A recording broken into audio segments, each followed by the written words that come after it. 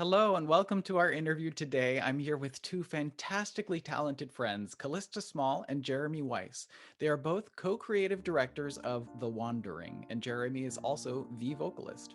The Wandering is an online and offline show inspired by the music of Franz Schubert.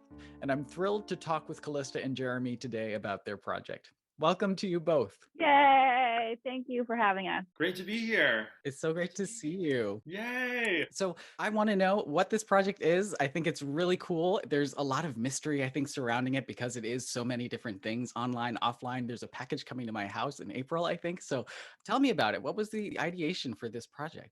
Well, after leaving New York in last March during the pandemic, obviously there was no opera scene to be happening. So I was just in Virginia at my parents' house, wishing I could be singing opera and making art and wanting to. So I called up Calista and I was like, okay, Calista, I think I'm going to do a Zoom concert of Schubert songs and I'm going to just like invite family and friends. It's going to be great. Then I started practicing it and I realized as I was practicing these songs that no one was going to want to watch this. No one wants to watch me sing Schubert over Zoom for an hour. It's going to be boring. It's going to be boring for me. It's going to be boring for them. And so I called Calista and I was like, what can we do? How can we make this more interesting? How can we create theater when there's no theater?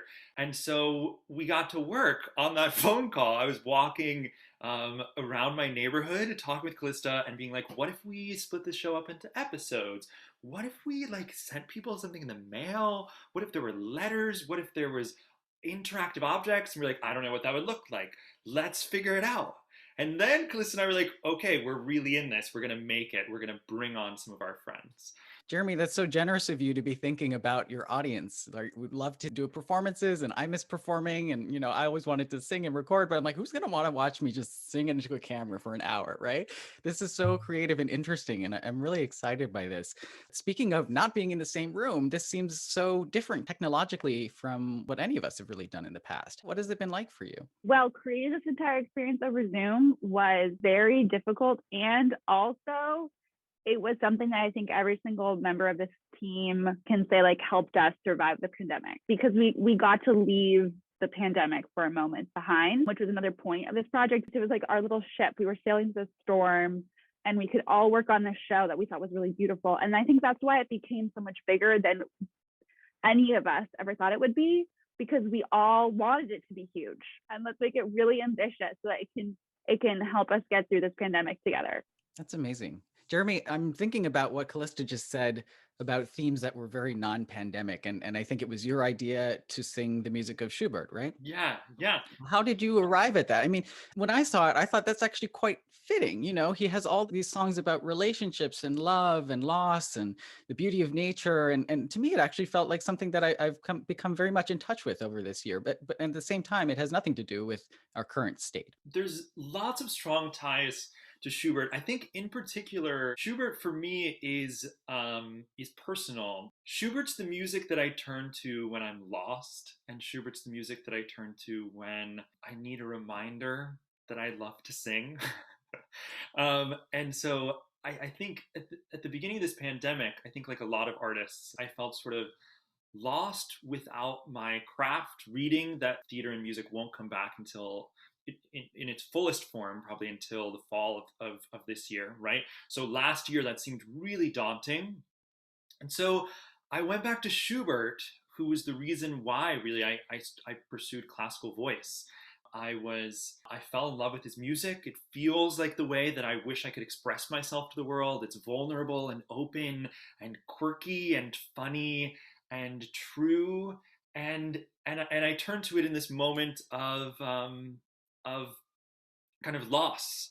So I think that was really important for me, I think, as far as Schubert goes. Additionally, I've always been interested in looking at historical queer figures and writing narratives and stories about them because I think that it's empowering as a gay man to connect with the queer past. And I think it can be empowering for the present moment. So what we wanted to do in this piece is connect with Schubert's queerness through the present and then future it by imagining kind of what queerness could look like in the future now. So one beautiful moment in the piece is when this incredible drag performer, Bambi Bakes Kool-Aid, lip syncs Ständchen, which is one of Schubert's most famous songs. And it's absolutely gorgeous. Bambi Banks Coulé's performance of this song is just so intimate and personal and beautiful. So those are some of the main reasons why we went with Schubert. And then we ended up developing our narrative around this Schubert letter where he said, for long, long years, I wandered into a distant land.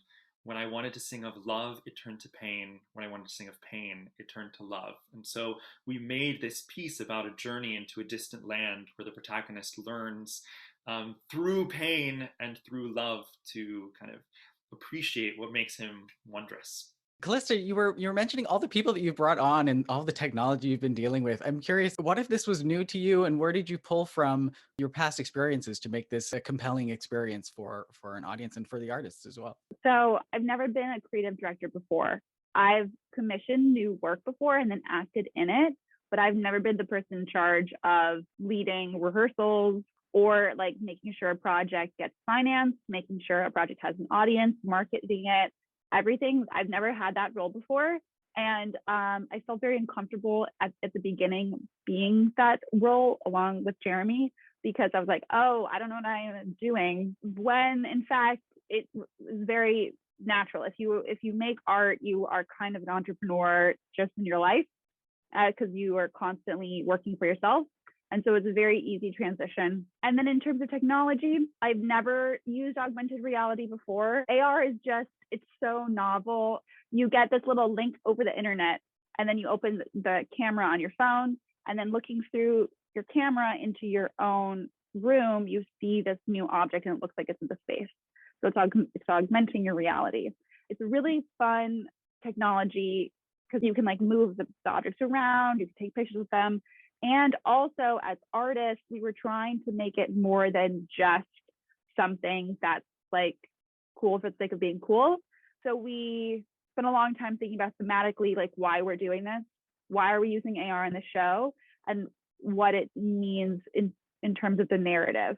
That's incredible. This is so cool. I love hearing about highly collaborative art. I think for me, that's where the most joy is. I love having as many inputs as possible so I can kind of process. So how can people watch this and how do they sign up? Tell me about like how all these things work. Absolutely. So if you go to our website, experiencethewandering.com, go to the tickets page, you can buy your ticket for the immersive show, which is the way that the show was designed to be experienced. So we highly recommend that that's the ticket you purchase. The show runs from April 15th to May 15th. So at any point, if you buy a ticket in that window, you'll get your package within 2 weeks. And your package contains your log information and it walks you through the entire show. The virtual experience is if you can't, maybe you're moving around a lot, or maybe you live internationally, we can't ship internationally, you can buy the virtual show. All right. Well, I can't wait for this. I have one last question for you both. What are your takeaways from this, and what advice might you give to someone who's embarking on some journey like this? Very practically, my advice is just keep meeting. We did not know what we were making, and we just didn't stop meeting. We had weekly production meetings every Tuesday with Max. Even when this entire show, we had no money, and we for months. And we thought, this is not going to happen. All of us probably thought that at some point. We just kept meeting and we just made it happen. And if you just keep meeting and you don't give up and you set those times, you say, like, this is the window in which we make something is going to happen.